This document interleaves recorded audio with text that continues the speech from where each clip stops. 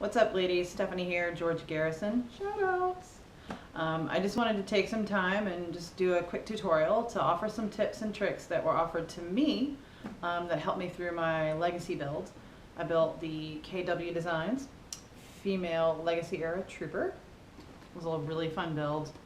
It's great because it's sexy and powerful without being kind of crazy sexy. So I love this build. If you haven't seen it yet, I highly recommend it. You can find it at KW Designs. So that being said, I just wanted to share a couple of small things. I'm not going to go into a whole lot of detail about the elastics and the assembly. I'm more than willing to make more tutorials if it would help or if this one helps. This one specifically, I just want to cover the snap plates. When someone told it to me, I was like, well, what the heck is a snap plate? Like, what's that going to do? And essentially, you're going to need 8 of them for this build. You're going to need 2 to close it. I'm sorry, wrong side. 2 to close it. You're going to need 2 for the legs, and you're going to need 4 up top to keep your pieces correct. And I'm going to show you how to build those. They're very easy.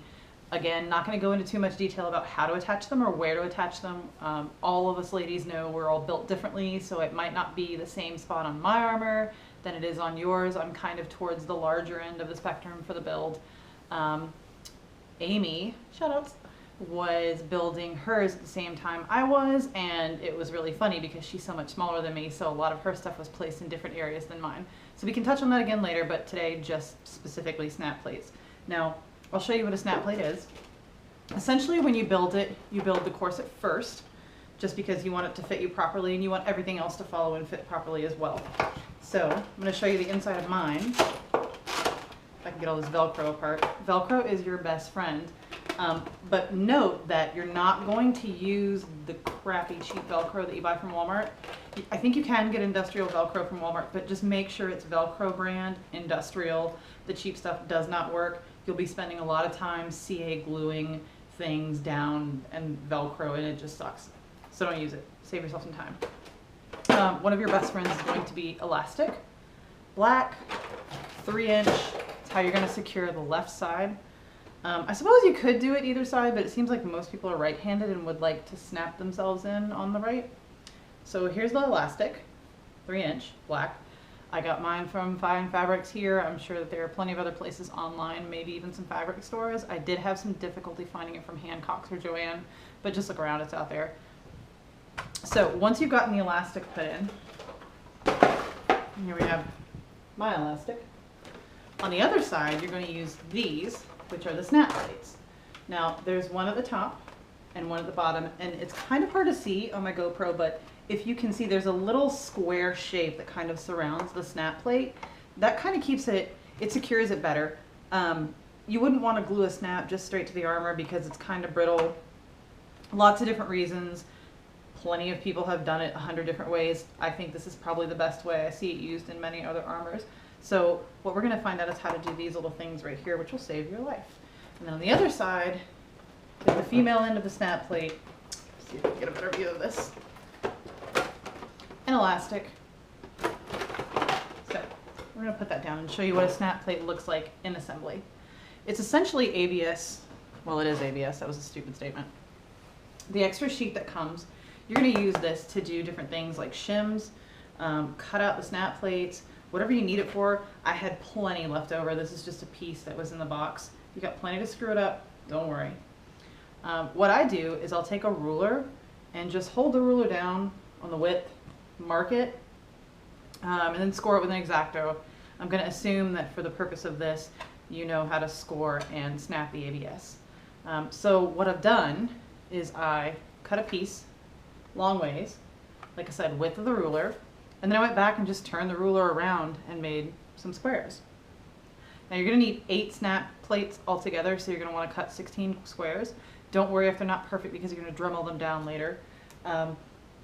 Just so you know, that's going to be one of your essential tools is your Dremel. If you don't want to spend the money getting an actual Dremel, you can get them at Harbor Freight for, I think, 20 bucks. I'm not really sure, but they work just as well. So don't be worried if you don't have the extra 100 bucks or whatever it is to buy the Dremel. But you're going to end up with these. Now, these are going to be the little square plates. I don't know if you can see that very well. And what you're going to do for each set, the set is going to be 2. You're going to drill 1 hole, and that's going to be big enough for your snap to sit through. and then you're going to drill a bigger hole to attach this to. So we'll just go through that process. So as I said, Dremel, the sanding wheel, works really, really well for making the big hole because it's fast. It's like 10 seconds. You're also going to want the drill bit. I'm pretty sure the $20 kit at Walmart carries both of these. So just in the interest of noise, I've gone ahead and drilled them out. You're going to want snaps. I work leather, so I'm kind of biased. I recommend the Tandy snaps. These are line 20. You can use line 24. And I'll show you what they look like up close. Each snap is going to have 4 pieces. There are 2 pieces that go to the male side, 2 pieces that go to the female side. This just happens to be the male side. So when I put it together, I'm going to hold it on whatever. This side doesn't need the anvil on the bottom because it's not curved.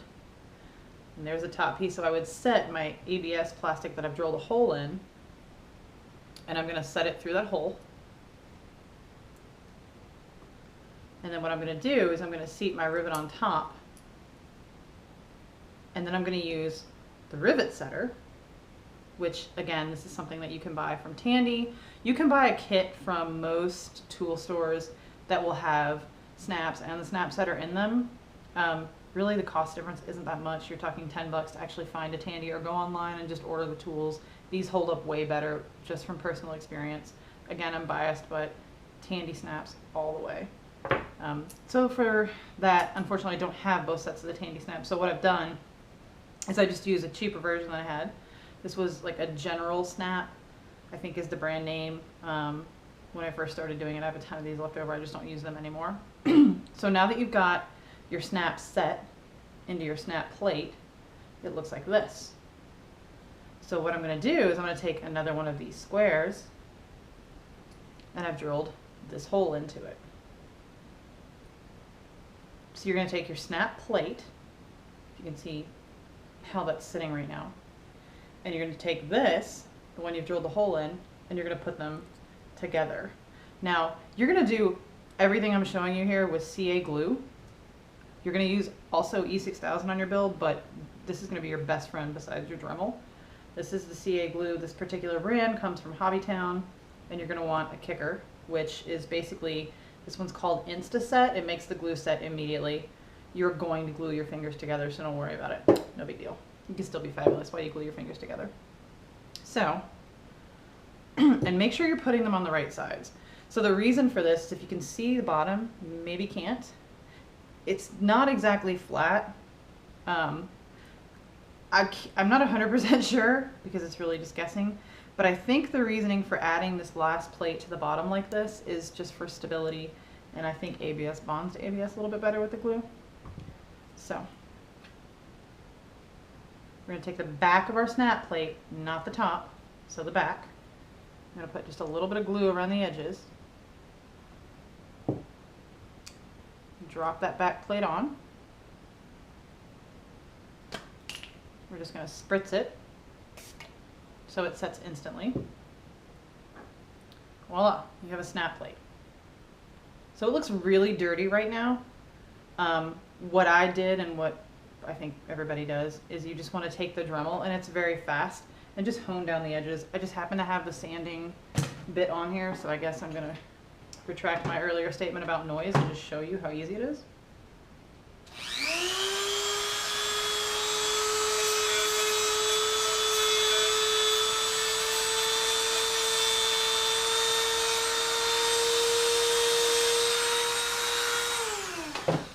And all I did was I just took that rough edge off the top. You don't want this to snag on anything. You don't want it to tear your Under Armour or cut you. There's 100 different things. So sand down all of the sides.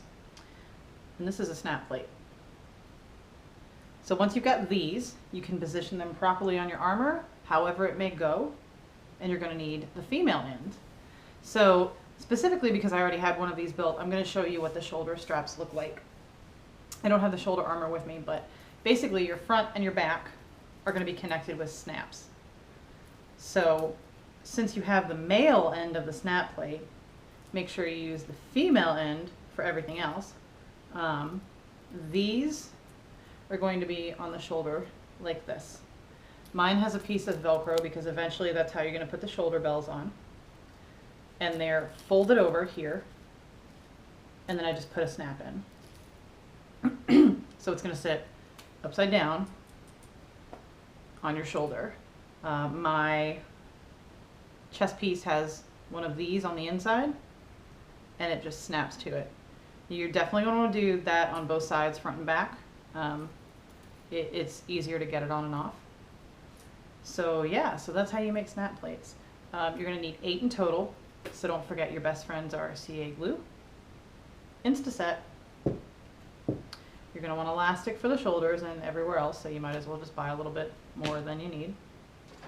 Your Dremel and your snaps.